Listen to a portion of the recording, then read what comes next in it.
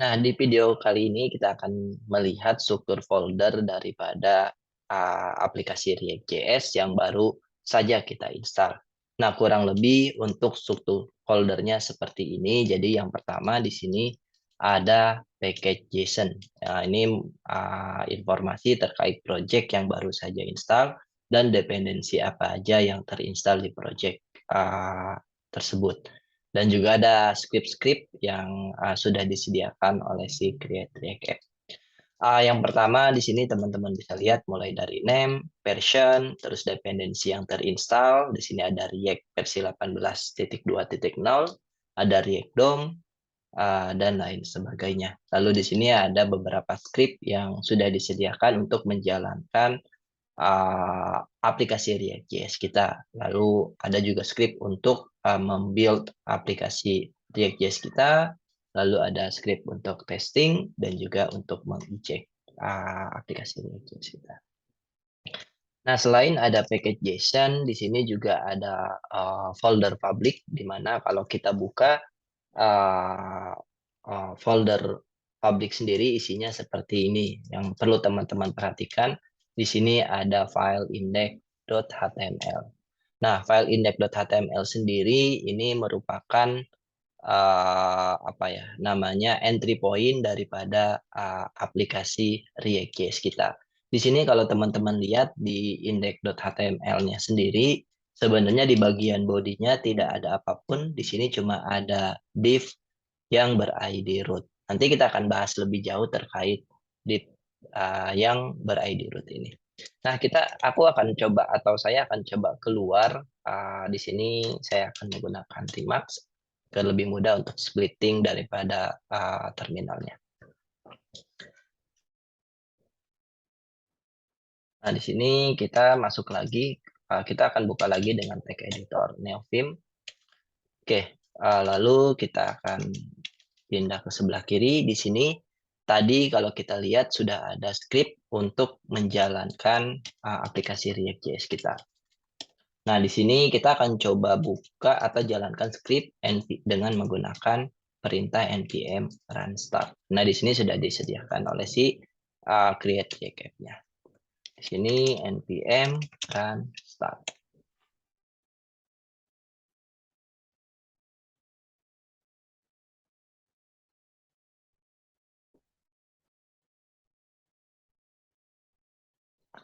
Nah, setelah kita menjalankan perintah npm run start, nanti si React.js ini akan membuatkan local server untuk kita di port 3000.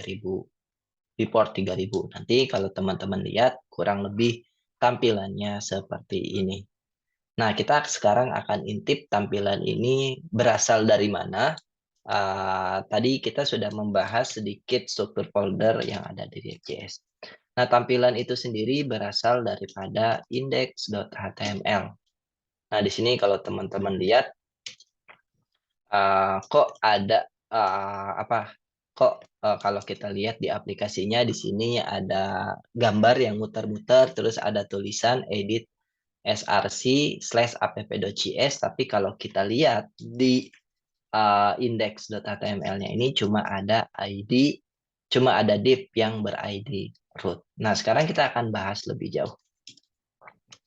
Nah, di sini sebenarnya kalau kita mau baca lebih dalam di bagian folder src ini ada index.js.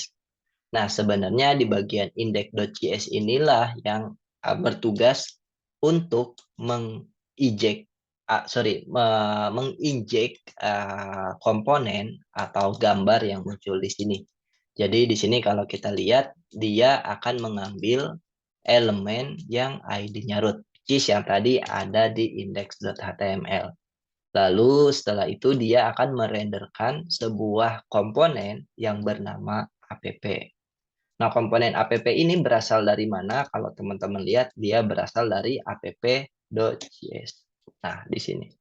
Nah, inilah komponen isi daripada komponen.js-nya. Jadi, kalau di sini kita coba edit-edit, di sini kita coba edit, masuk ke mode insert, edited, kita simpan.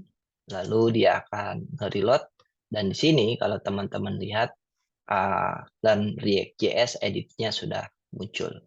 Nah, jadi sebenarnya isi daripada aplikasi yang muncul di web browser kita berasal dari app.js. Lalu komponen app.js ini akan diimport ke index.js, yang dimana index.js ini akan mengambil sebuah elemen yang ada di index HTML yang ID-nya root.